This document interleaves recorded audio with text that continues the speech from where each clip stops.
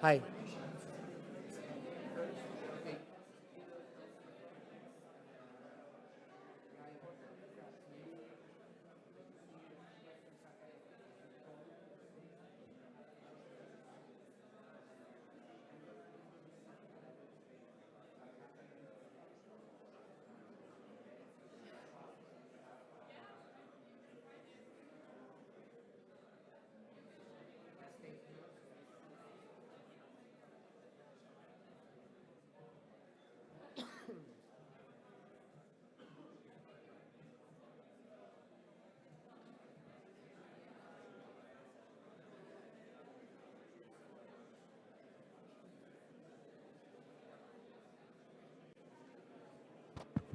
Hey. Hello. Everybody's.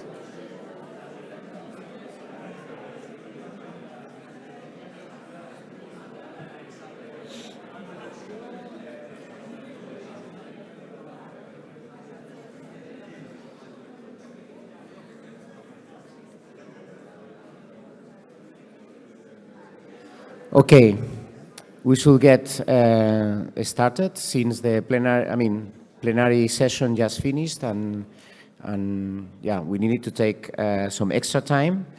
This means we will go to the coffee break a bit later to compensate for this delay.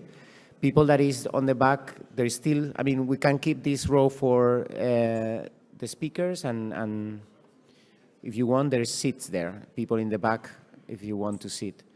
And yeah, seems most people is already here, so let's start. So I'm Tony Gabaldon. I'm going to be the chair of the GENOMES sessions that will spread during these 3 days. And in each session, we have 3 speakers, either from proceeding contributions or highlights. We got a lot of nice submissions, and we could only select some of them. But I think we'll have very nice talks in these sessions, and I'm very looking forward. So each talk is 15 minutes. I will warn the speakers when they have 3 minutes left, and then we have 3 minutes questions in between the talks, and then we'll have kind of a buffer time to change the speakers. So I ask the next speaker to be prepared for, for changing. So the first speaker is Benet Uriol Sabat, and he's going to talk about SaliNet, species agnostic local ancestry inference network. So whenever you want.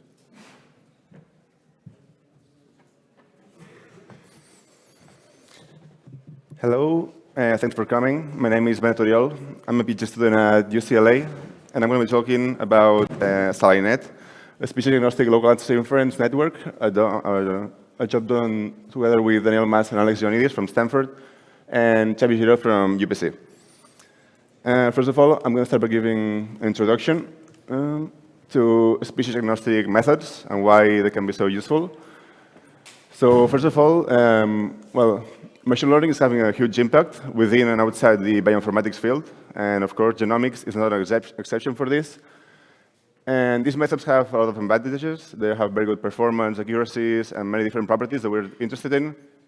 But they also have some downsides into them, in which one of the main ones is that they are very data hungry. They want a lot of data. They need data to perform well. So the more data, the better. Not only this, but also if you don't have enough data for your use case, it's very likely that your model is not going to perform well in practice. And you might be saying that, okay, in genomics, it's actually a field that has a lot of data. There's plenty of data out there and publicly that you can just use to train models. There's thousands and even millions of sequence data. But actually, this is true, but there's one problem with this, which is that data available is for normally for humans, which of course is the one that we care the most, the different species, but if you want to work in other species, it's not going to work that well. And also, even within humans, there are populations that are very overrepresented. And these minor represented populations are going to perform very well, not that well, if you try to use machine learning on them. And this is a very well-known problem of imbalance in data in genomics.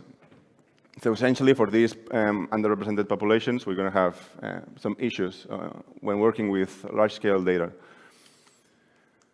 To summarize this problem, so these models, if you have a lot of data for your task, for your use case, and you want to use your models for the same distribution that you used to train, it's going to work just fine. This is no problem.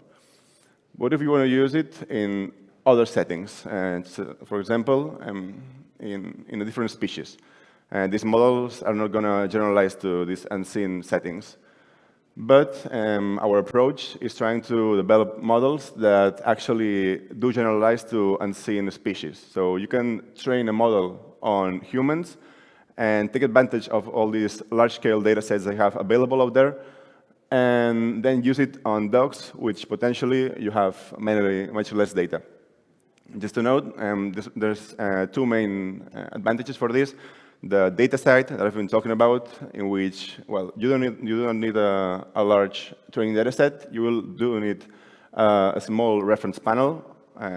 So you need some data, but it's a much smaller amount. And also, training a model from scratch is very costly, not only time-consuming, also it needs some expertise to do. And imagine that you have a model for a bunch of dog breeds, and then you want to add another dog breed. You have to start over the model from scratch, train again. So we're going to deal with these two main problems. And I'm going to go a little bit into the ancestry inference, which is a task that we tackled.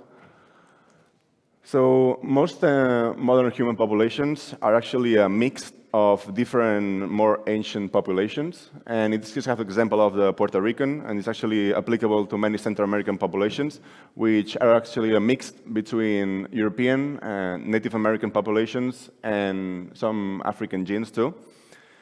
And the picture in the middle, what it represents is that, well, this is what we call the global ancestry inference, which means kind of is a task that consists in predicting the overall percentage of each ancestry that an individual has, so which percentage has overall. There is plenty of work in this. Actually, our group has different methods out there. This is published, like neural admixture. But we will deal with a slightly different task, which is local ancestry inference, in the title also. So instead of predicting this overall accuracy, what we do is predict each segment of the DNA. Where does it come from? Which is the ancestry of this region? And this has many applications. It's actually a very hot research topic. One of the applications is the study of human evolution and migrations. Here we have an example also from our team member. It was published in Nature, in which they use these segments of local ancestry to track the different populations in time. Actually, in this case, it was from Polynesian populations. Not a very usual use case is for the association of disease risk and association studies across the whole genome. And this also was published by our group member, Alex, in Nature. And in this case, they used the local ancestry to associate locally certain genes to the COVID-19 severity of the individuals. And not only in medicine and also in academia, you can also have many industry use case. There are plenty of companies out there that are using now these technologies, so it's actually a pretty ongoing topic now. I'm going to mention a couple of different systems that we benchmark our model against. First of all, LINET. We inspire a little bit the name and the structure in this. This is a neural network that works for local ancestry inference and has two main properties, two main characteristics I want to highlight. First of all is a windowed approach. So it starts by taking the sequence and splitting into windows. We also do this in SaliNet, we're going to explain after. And the second thing is that we have a two-block diagram or approach, which is a base model, has an initial prediction. Afterwards, we have a smoother, which corrects the base model's prediction. This is also a pretty common approach in the literature of local ancestry inference.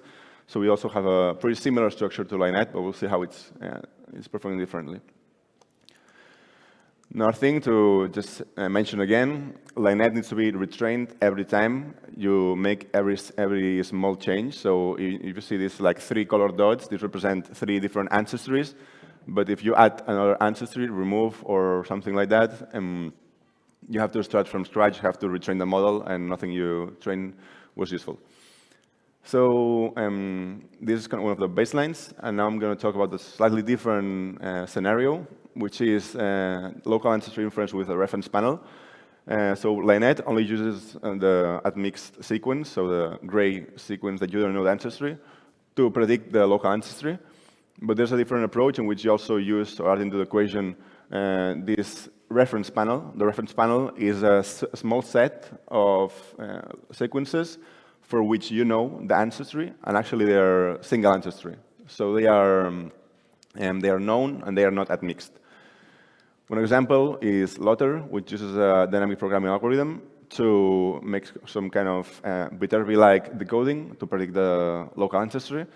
This is also species agnostic. You can use it in any paradigm, any scenario you want. So this is also one of our benchmarks. Now, the design of SALINET, as I said, is based a little bit on the structure of LINET. It's a two-block model, base model, with initial predictions, of course, and afterwards the smoother, which is going to correct these initial predictions.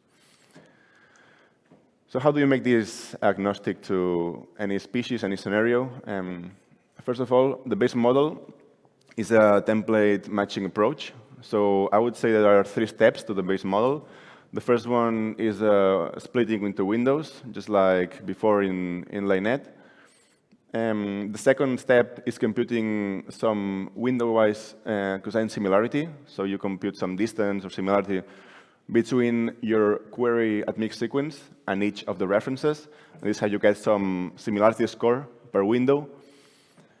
And afterwards, we're going to make some ancestry level pooling. So we're going to group these references by different ancestry. And we're going to have a top K pooling. We're going to select the biggest K references or similarities and have a weighted sum between them.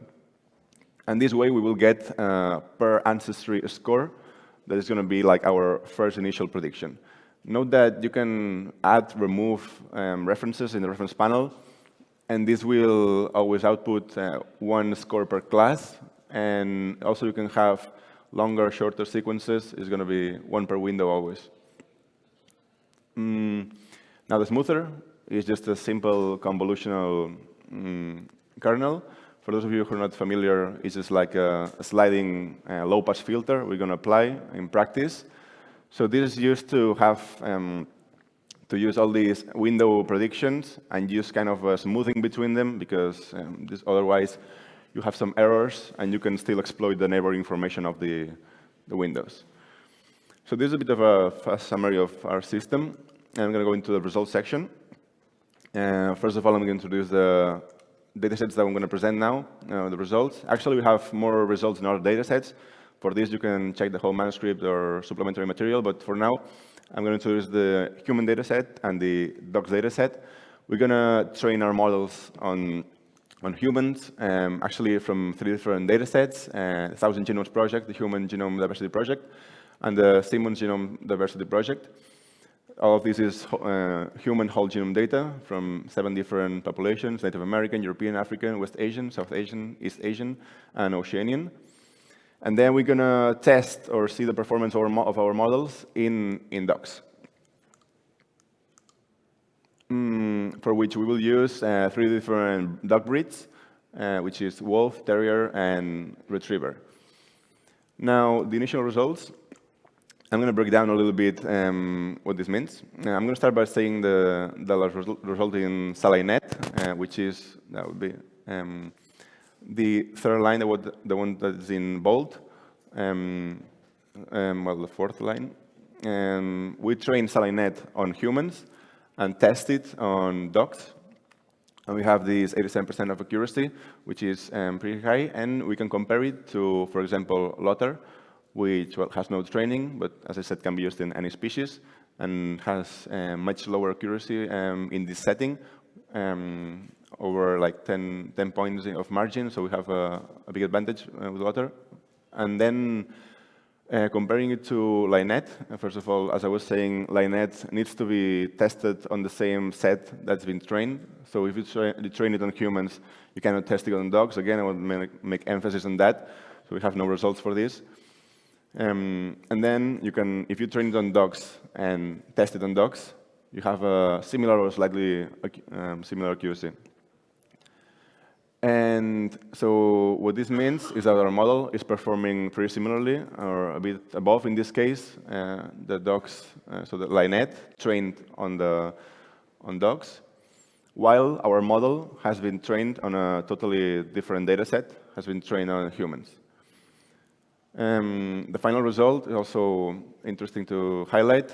We train our model on dogs to compare it on what would happen if you train it on humans.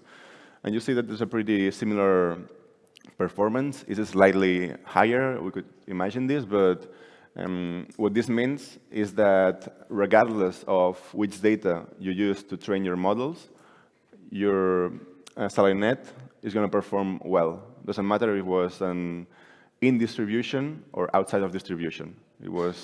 It has pretty similar performance in both scenarios. Moreover, just to summarize a little bit these numbers, Linet is quite faster and also lighter in memory than the previous approaches. Also, it's very simple, very few parameters, and also, well, it's actually in terms of time, it's orders of magnitude faster than Lotter, also around 5 times faster than Linet. We could benchmark our models both in CPU and GPU hardware. So if you have advantage of this hardware, you can speed it up also a lot. And if you don't, you still have a lot of advantage. And then in terms of memory, also consumes much less memory. It can be run in any laptop, any personal computer, which makes it also quite practical if you don't have access to a large-scale computing platform. And these are show the same results, just the accuracy and the speed. So you see that both in GPU and CPU have a faster model, and also slightly higher Lotter, and much higher than, a bit higher than Linet and much higher than Lotter. So just to give a little bit of conclusion about all of this, we have a problem in genomics, and I guess also in bioinformatics in general, of class imbalance. And many times, the solution that most engineers, data science, will come up with is if you have a different use case, just get data for this use case and train your model for this use case. But there are many species, many different ancestries, subpopulations, many different use cases for which you might not have the resources to access to get the resources, get all the data. So we want to change a little bit the approach, the way to think about this problem, not just by getting data and more data, but by making your models robust to any scenario. And we think this is kind of a first step, at least in the local ancestry inference task. So we built a model that is species and ancestry agnostic. You can train it on human data, and it works in any other species. We also tried it on dogs, many different dogs. We don't report results for this, but we have also tried it in plants and other trees. So it works in many different range of species. Also, it is very competent in accuracy, so it performs well. And also, in this case, we have made it faster and lighter. It's a bit of the summary of Linet. We also released the public implementation. It's Python based. It is implemented on CPU and GPU. And yeah, there's some trained models, data, code, all on GitHub. Here you have the code also in the next slide. So if you're interested, you can take a look there. And also, there's a link to a whole manuscript here. So yeah, thank you for your attention. If you're interested in any of this, you can connect with us or check our work on GitHub. Thank you.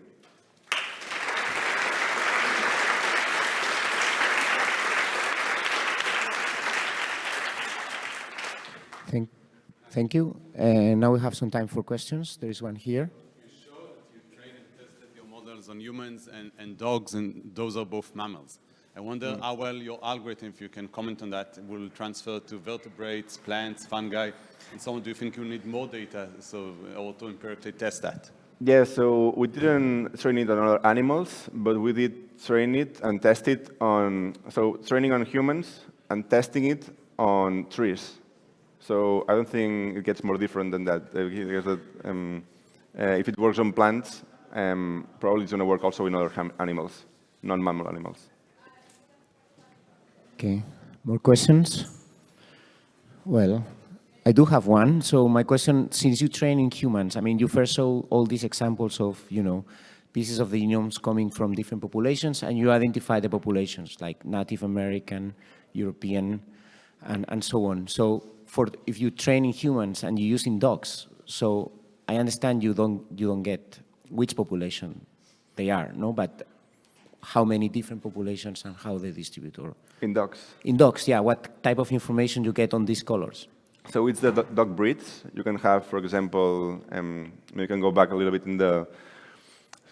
No, there's no slide anymore. Well, there's a slide that showed there's a whole data set in different dog breeds. So what would be golden retriever versus pugs. Yeah, but if you didn't, I mean, I understand the algorithm haven't seen those breeds before. So. Yeah, so the way it's working is because of our template matching approach. So we have a small reference panel. It's true that it hasn't seen it, but as I was saying, there's a small set of references to which you can compare your sequence to each of them. Okay. But the point is that you require a much smaller amount of data. Okay, I understand. Okay, we thank the speaker again. And I ask them.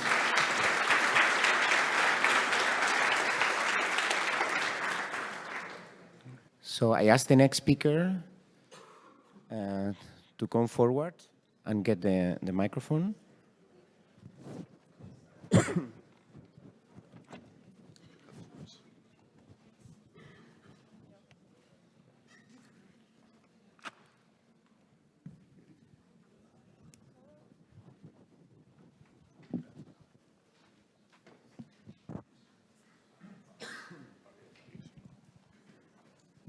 So the next speaker is Grant Greenberg, and he's going to talk on improving bacterial genome assembly using a test of strand orientation. So whenever you want.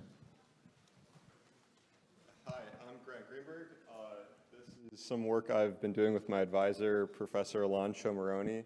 We're at the University of Illinois in Urbana-Champaign. And yeah, the title is Improving Bacterial Genome Assembly Using a Test of Strand Orientation.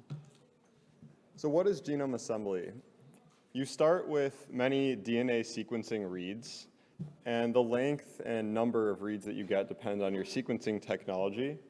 But all assemblers start by finding overlaps between reads, and then you merge the reads to create longer and longer sequences.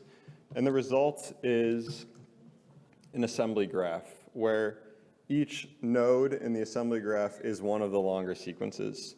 And then there's many different methods that assemblers use to traverse the assembly graph to obtain, hopefully, one long chromosome, one sequence for the genome. A major challenge with genome assembly is when there are long repetitive sequences in the genome. And we call these repeats. So repeats can cause misassemblies if the assembler chooses an incorrect traversal of the assembly graph, or at the very least, it can cause a fragmented assembly.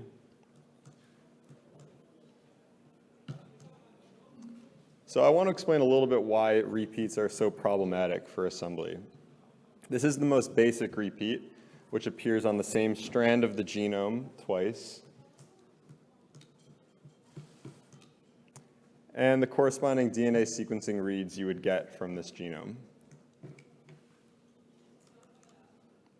And the graphical representation is as follows.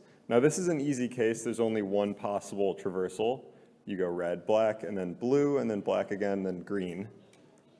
But one issue is that reads come from both strands of your genome. So what happens when there's a repeat that appears on opposite sides of the genome, opposite strands? We call these reverse complement repeats. Here's the reads you'd get and the graphical representation. Now, this case, there's not just one way to traverse this, and I'll explain why. So let's label it A, B, and C, and the repeat is X. So we're going to start with A and then X, and then you can either traverse the blue sequence going down or going up, which would be the reverse complement of it. And in the first case, A, B, and C are all on the same strand in the assembled sequence. And in the second case, B appears on the opposite strand. So if an assembler chooses an incorrect traversal, this is bad. B can be arbitrarily long. It can be 1,000,000 base pairs. So if you choose the incorrect traversal, you end up with an assembly with a huge inversion in the middle of it. So we want to know, can we detect misassemblies? You might think at first that's not possible because both possible traversals are consistent with your data.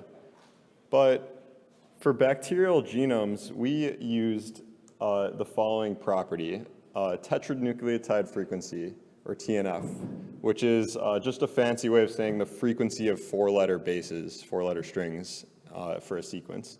So if I give you a genome and two sequences X and Y from the genome which are non-overlapping, we expect, if it's a bacterial genome, that the TNF, the frequency of AAT, AAC, et cetera, will be consistent no matter where you look at a bacterial genome. So this is kind of a remarkable phenomenon.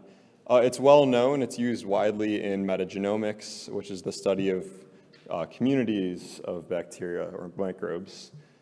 So we thought, can we use the TNF to actually tell when two sequences are on the same strand or opposite strands of a genome? And this is clearly useful for assembly. So we propose here a new orientation test. Given sequences A and B, do you expect them to be on the same strand or opposite strands of the genome? So our test is delta here. It's past A and B. And of course, we choose same if the probability of same is greater than the probability of opposite. But to obtain these probabilities numerically, we need a formal model. And a natural model here is a third-order Markov process because the TNF is consistent, the four-letter strings, and consecutive four-letter strings overlap by exactly 3 bases. So it's very natural to use a third-order Markov process here. And under this process, under this model, the probability of same greater than the probability of opposite is the same as the entropy of the TNF of the same being A and B concatenated on the left there, being less than the entropy of the TNF of the opposite, the one on the right. And I'm not going to really delve into the mathematical details, but the intuition is that, let's say A and B are on the same strand, then the right one, when it's opposite, the TNFs kind of even each other out to a more uniform distribution, and uniform distributions have high entropy, so you would choose same in that case. So we want to use this orientation test to detect when a misassembly happens. So how do we do that? First, we need to know what a normal genome looks like. So here's an assembled genome. We have X and Y from it. We obtain their TNFs. And then we want to create pairwise tests. So like this heat map of decisions are X and Y on the same strand, opposite strands. So I just discussed that no matter where you look in the genome, the TNF is the same. So we'd expect our test to return purple here instead of yellow. And you would think that if you tried all possible pairs, you should expect all of them to be same, and this would be filled up like that. But, so we downloaded many genomes from NCBI, and we tried this experiment on one of them, a pneumonia genome. And this is what we received, a large chunk of opposite orientation compared to the first half. So we tried it again, And we kept seeing this pattern, 2 blocks of opposite orientation. And notice that the right 2 is also 2 blocks because bacterial genomes are circular, so you can always shift the yellow part up to look like the left part. It's arbitrary. The second and fourth examples here are a little noisier, but there's still 2 clear blocks. So what's going on here? Are all the bacterial genomes in NCBI misassembled? Well, obviously not. So we did a little investigation, and we discovered that there was this phenomenon, a TNF skew, or in general, a nucleotide composition skew, due to DNA replication. So DNA replication in bacterial genomes starts at the origin, a certain site in the genome, and proceeds in both directions until meeting at the terminus, or ter. And either half of a bacterial genome has opposite skew, opposite TNF skew. So this means that if we take X and Y from the same half on the right, we do the same test, we expect the same result. And same thing if you take them same side but on the left, again you expect the same. But if it's opposite sides, then since they have opposite skews, we actually get this reverse TNF thing, and we get an opposite result from our orientation test. And if you keep on doing this, you get a genome like this, which looks like the examples I showed. Now, one thing to point out here is that the origin and terminus, orienter, are typically roughly halfway across the chromosome from each other, no matter which way you go. And we call these genomes balanced. It's balanced if that is the case. Orienter are half chromosome apart. So here is one of the examples I showed earlier of a balanced genome. The yellow part is roughly the same size as the blue part, or purple. And we also saw in several genomes, many genomes, that there was actually a large imbalance. The origin and terminus are very close to each other. So why is this the case? Well, we hypothesize here that a misassembly occurred in the form that I was talking about earlier. So what I mean by that is there's 2 repeats, or a repeat in the genome, R and R complement, which appear in opposite strands. The origin and terminus appear to be at the transitions between the orientations here. And here's that same thing in the graphical model. So the origin appears somewhere between the repeats, and the terminus is on the end, the green part. So we thought, let's try and invert the sequence between the repeats, like hypothetically correcting the misassembly. And we saw the result is now a much more balanced genome, a genome that looks natural. So this supports the conclusion that there is a misassembly here originally in the NCBI genome, and we corrected it by flipping the sequence. But we wanted even stronger evidence, so what we did, here's the genome again with repeats labeled. What we did was download the original DNA sequencing reads, and we reassembled it ourselves using Spades, which is a very popular assembly software. And what we saw was, when we compared the original NCBI genome to our new Spades assembly, is that there was a large inversion right where the repeats were. And this gives even stronger evidence that there was a misassembly here, especially because after we correct it, we see now this Spades assembly and the corrected assembly are basically one-to-one. So very nice. Now we want to do this for all our genomes. We want to discover more misassemblies among the NCBI genomes. So we created a metric of balance to detect when there are potential misassemblies. And this is essentially the distance from ori to ter, how far that is from half the chromosome length. And then we normalize it, and we do 1 minus to make it so that 1 is a perfectly balanced genome, and 0 is a perfectly imbalanced genome. So using the example I just showed, the original balance was 0.45, and the corrected one was 0.97, which is a nice improvement. And our procedure that we performed, we did this for 5,000 NCBI genomes, bacterial genomes, was first we look for genomes whose balance is less than 0.6. We check to see if there's a large reverse complement repeat. We, quote unquote, correct the assembly by flipping the sequence between the repeats, and we check if the new balance is greater than 0.8.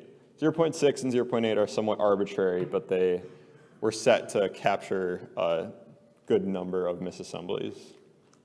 And here are a few examples that we discovered among the 5,000 NCBI genomes that we analyzed. And after correcting each one, you can see that the result is a much more balanced genome. In conclusion, we found 31 of the 5,000 genomes with potential misassemblies, 4 with supporting available read data. What do I mean by this? There was read data available, and once we reassembled it into a full sequence, a full genome, like I was showing with those dot plots, we had an inversion right where the repeats were. It supports the evidence. And the rest of the 31 either did not have any read data available, or we were not able to get a contiguous assembly. So this means that all the genomes that we found, which we were able to assemble, supported our evidence. There was none that contradicted our hypothesis of a misassembly. Many of the 5,000 genomes did not have 2 clean sections. It was not origin and terminus to be found. It was kind of random. And in the future, we want to analyze these TNF patterns in the bacterial genomes.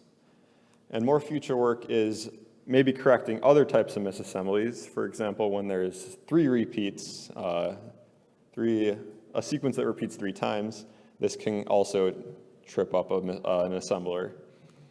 And here's another example of a potential misassembly that we investigated. We thought maybe that big square in the middle was an inversion, but these types of misassemblies, we could not get read data to support our evidence, so we kind of abandoned this particular type of misassembly. We want to apply our orientation test during assembly. So for example, here's a graph structure, an assembly graph structure. We want to use our orientation test to say if A and C are from the same strand, B and D are opposite strands, etc. And instead of just post hoc correcting assemblies. And lastly, using it for metagenome assembly, which is data from communities of microbes.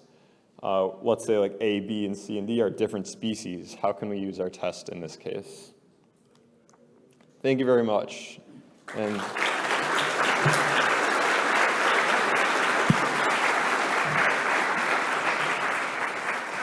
So thank you.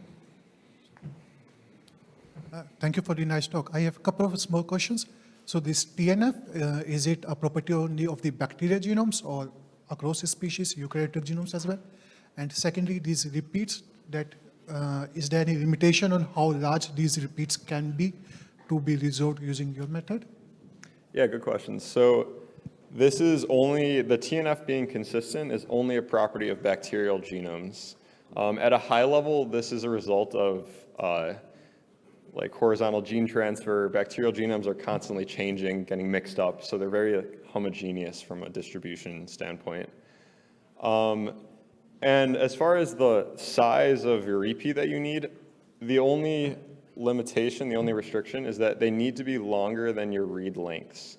If your reads can bridge the entire repeat, then there's nothing for the assembler to get tripped up on. So for long reads, for example, we checked for repeats that were greater than 20,000 base pairs, something about that. And with short reads, you can check for reads that are 1,000 base pairs. One more question? Yeah. I was wondering, so you say you you checked your methodology with new assembly based on using spades. So does that mean that the misassemblies mostly happened with older assemblies, with older tools, and the current versions of assemblers have a method to detect this accurately, or? Yeah, I definitely don't want to claim there's certain assemblers that are worse than others. We just happened to use spades, and it supported our evidence. We used a few different assemblers as well, such as hinge and fly for long reads, and they also supported our evidence. So you think it's something from older assemblers? Yeah, I think maybe older assemblers, the genomes that are posted on NCBI that we found misassemblies some of them were definitely older posted, yeah. More questions? So just these assemblies, I mean, these are like that are used as reference, or just that are some marked as complete assemblies that you checked, or just all assemblies in NCBI? Yeah, they were all on RefSeq, so they're all reference genomes. And what the reads the ones you said that 4 of them had supportive reads, these were short reads or long reads then? The main example I showed was hybrid. So spades now you can use hybrid assembly to do that. But most of them were longer reads that we Because showed. I would imagine just for one of them, if you do like hi-fi reads, then you would definitely get the correct assembly, because you can span the repeat, then you would definitely know if there was an inversion or not. Yeah, that's true. The problem occurs when you have very large repeats, like 50,000 base pairs, which does happen. Yeah. I guess if someone has the money, can do ONT ultra long or something. Yeah. Thank you for your talk. I have 2 small questions. The first question, do you have a code available somewhere so I can test your method, say, on my newly assembled genomes? Yes, I do have code available. I think the paper should be available somewhere on the website, ECCB, but I can definitely give that to you. Great. And the second question, so you said you've tested your method on like 5,000 genomes from NCBI. Did you also test your method on metagenome assembled genomes, so not like nicely tailored genomes? And if you did, are they like much worse quality, or they are comparable to standard NCBI genomes? Yeah, one issue with metagenome assemblies is that usually you don't get full genomes out of that. And that's definitely a limitation of our method. You need a full genome to tell when, well, is the balance off? And to tell if the balance is off, you need the full length of the genome assembled. But we're definitely going into that area, metagenome assembly, soon. Okay, one last question. Thanks for your talk, Grant. Very interesting. We have observed in vertebrate genomes, also in inversion, for example. I have an example in my poster of 70 megabases. So, and we have seen that there are reads with supplementary alignments at both sides of the inversion. So this support also that could happen in large regions in organisms with genomes longer than the bacterial ones. Yes, definitely these types of misassemblies occur there too.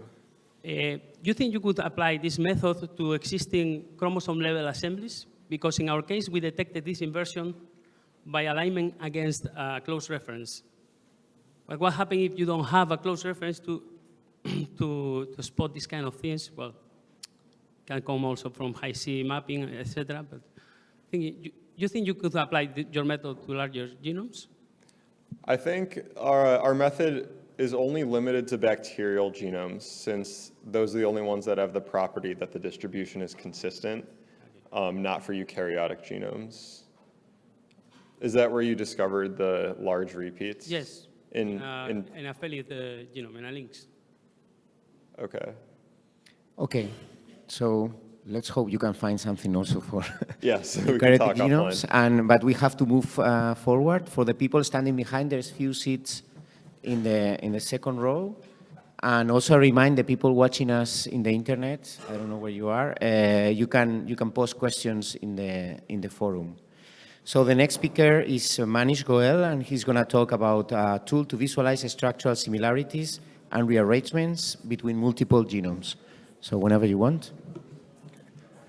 So, good morning, everybody. I'm a postdoc in Combination Burgers lab at LMU.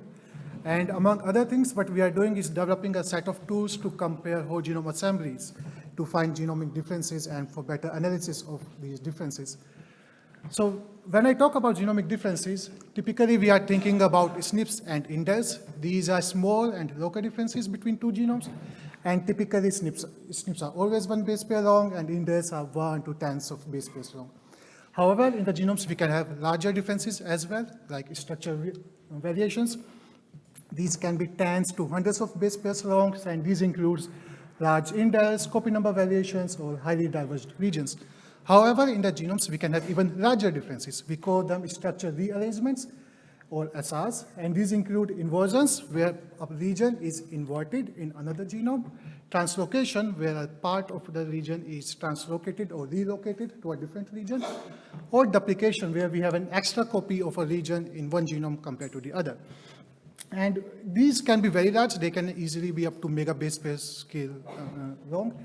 And we already know that they affect more base pairs in genome compared to all of the SNPs and indels combined. And there's many studies which have found associations between structure rearrangements and many different types of phenotypes. However, I'm not going to discuss them now. What I'm going to talk about is assemblies.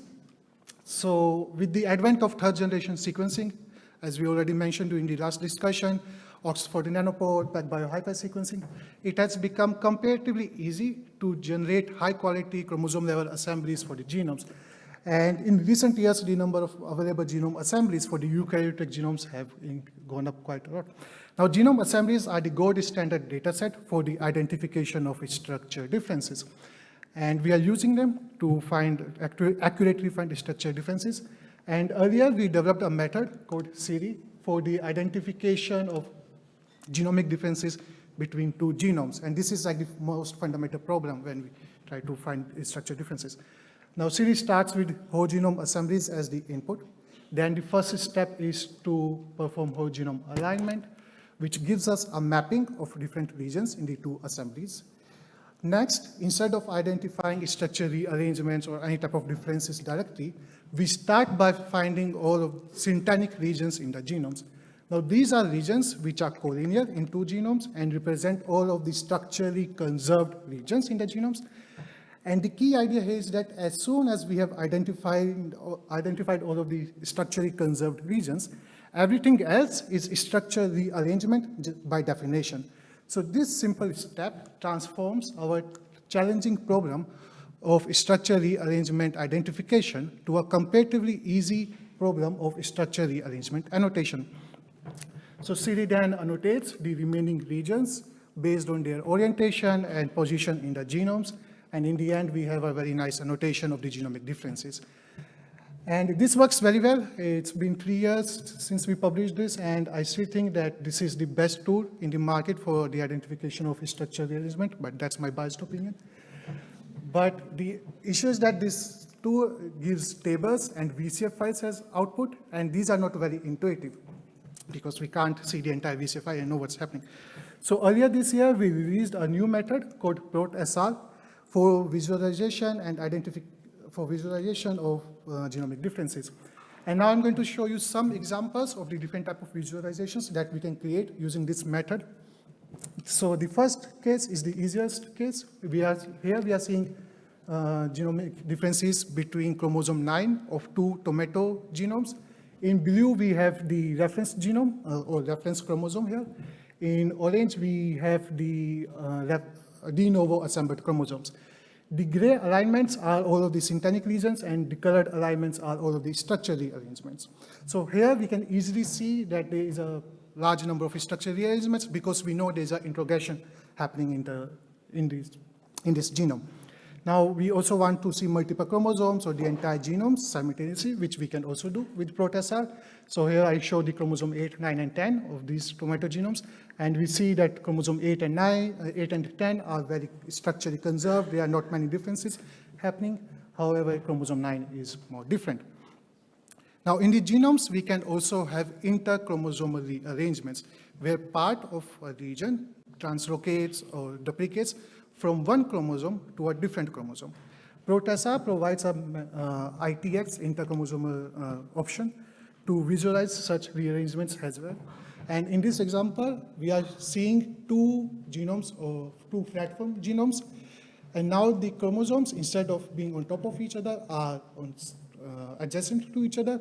And we see that there's like a large region from the beginning of chromosome 1 in haplotype 1, which has been moved to chromosome 2 in the haplotype 2. And this works very nicely to visualize such cases. Now, we are really interested in just the structure properties of the genome. Most of the times, we want to correlate those structure properties with the sequence properties. So with ProtSR, we can add tracks for different sequence features.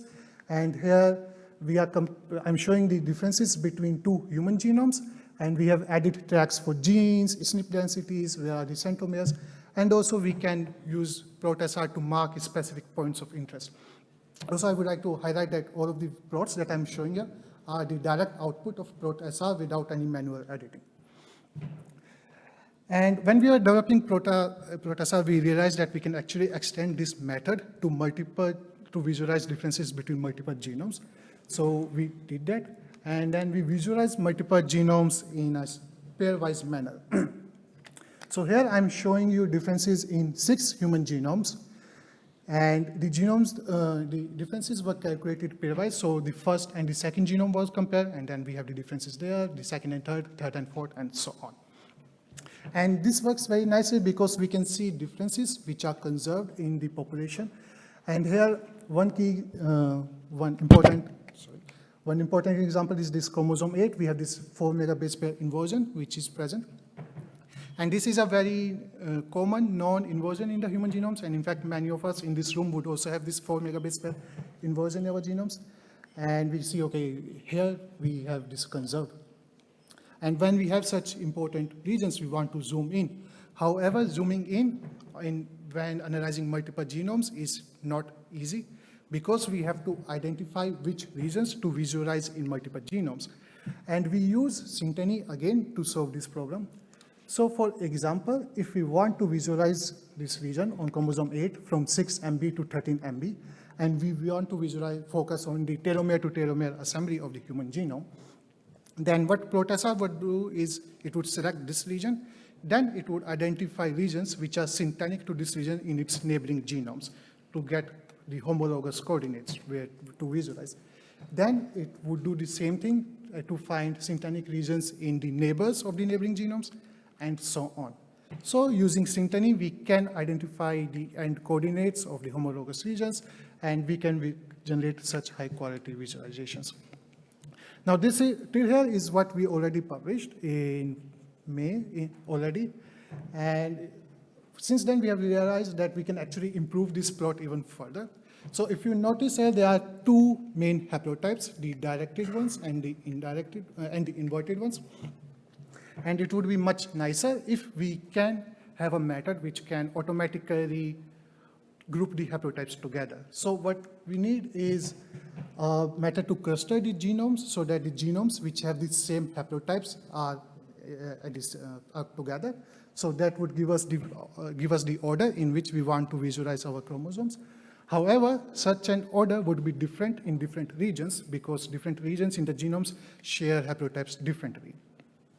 Then when we have an order, we want to know the structural rearrangements between these regions, between the new neighboring chromosomes. However, because the orders is different in different regions, we would need different structural rearrangement call sets in different regions. Easiest way to solve this is to do all versus all genome comparisons. But however, when we are comparing genomes, it becomes prohibitively slow once we have tens or maybe hundreds of genomes. So we want to overcome this issue. So we are using our new method, Pensily, where we combined multiple genome, where we combine structure rearrangements identified by different multiple pairwise comparisons to find structure differences in a population. But I'm not going to talk in detail about how that's working. What we can use is for identification of phylogeny of the genomes, which provides us the order in which we need to visualize this genome. And this Pensily is being developed by Leon, who might be here in this room, probably. And Yeah, so from Pensily, we get the order in which we want to visualize the genome. And next, we need a method to find the structure rearrangements between genomes. And for which we are developing a method which uses the pairwise comparisons. So what we are trying to do is we first identify structure rearrangements of all of the query genomes against the reference genome. So we have query A versus reference, query B versus reference, and then we combine these structure rearrangements data sets to predict what would be the structure rearrangements between query A and query B. So we have initial implementation ready. It's like the pre-alpha version of this, and we are testing it already. And then what we are visualizing here is the structure rearrangements between 8 Arabidopsis genomes. On the left, we have a visualization where all of these 8 genomes were aligned to each other pairwise, and then the structure rearrangements were identified in a pairwise manner. So that's like the actual alignments and actual structure rearrangement column. On the left, we have data when we aligned all of the query genomes against core 0, which is the reference genome for Arabidopsis. And then we predicted what would be the alignments when they are drawn like this in a pairwise manner, and what would be the structure rearrangements then. So there are like 2 main points that I want to highlight here. First, we can identify this, or we can predict these large rearrangements quite accurately. So we have this 2.5 MB rearrangements on this 5th chromosome. It's called Shadara, and we can identify it, or we can predict it in using our method. And the other large rearrangements on Landsberg, we can also predict it there. Also, the next important point is that now we could easily order our genome. So this 5th genome, which has this 2.5 MB inversion, is now the first genome there. And then all of the other genomes which share the same haplotypes are now grouped together, so creating much better visualizations. Now, I don't think it's perfect as enough. We still need to do a lot of work, but I think it is a good step towards solving the issues of all versus all genome comparisons. So my take-home messages for today is with CV, we can identify structure differences, genomic differences between 2 genome assemblies. With ProtSR, we can generate high-quality visualizations. And we use Synteny to identify homologous coordinates between multiple genomes. And finally, we can use structure rearrangement prediction to alleviate the issues associated with multiple genome assemblies. Both CV and ProtSR, they are available on GitHub and Bioconda. And finally, I would like to thank my group boss, Corbin Schimberger, with whom I was also doing my PhD. And also we have a group in Max Planck Institute in Cologne, as well as in Munich. And then Leon, who is a bachelor student in our group in Munich, and who is also working on ProtSR. And also Willem, who is a PhD student in the Charles Underwood group in Max Planck. And he was like one of the first users of ProtSR, and he came up with many feature requests that, I want this for my visualization, I want this for my visualization. And that was very cool to actually improve the quality of the method and add new key things. And also thanks for all of the funding agencies. And thank you for your attention.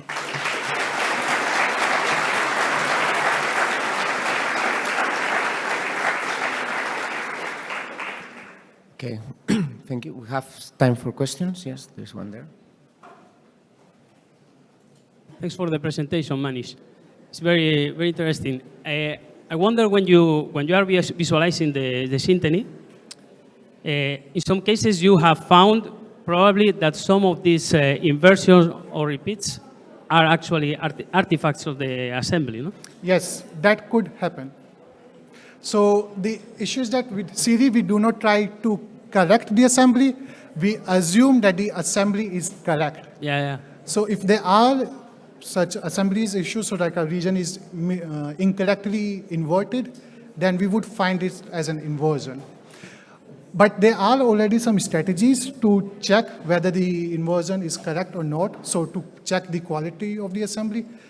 And we are assuming that if you are generating a new assembly, then you can use those methods before comparing them. So in some cases, you have revised it, and you can use it for sanity check of assemblies already. We are not doing the sanity check. But, We are assuming the assemblies are correct, yeah. You could add the coverage track, for example, no, to your visualizer, no, tool. Yes, yes, It's possible. yes. That's possible. Okay, thank you. Okay, so I like to give the same time for all the speakers. So I know everyone wants to have a coffee, but please be silent when you leave the room. So we have time if there is more questions, please.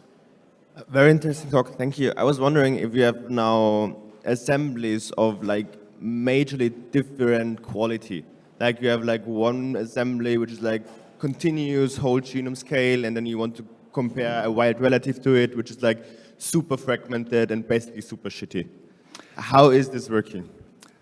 So when we have fragmented assemblies, we have another method, CRODER, which can be used to generate homology-based assembly, and there are other methods as well to do that.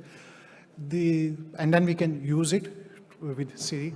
The issue there is some parts which are missing in the assembly, then we cannot see them. If we cannot see them, we cannot call rearrangements and do any of those things. And also when we are doing homology-based assemblies, if there's a genuine rearrangements, that might be lost when we are doing this thing. So there are strategies to overcome this. However, they are not perfect because, again, if we do not have this perfect assembly, we cannot get the perfect results. So there's CRODER, it's in the Siri paper, CHRODER. Okay, one more question here, and then the last one. Okay.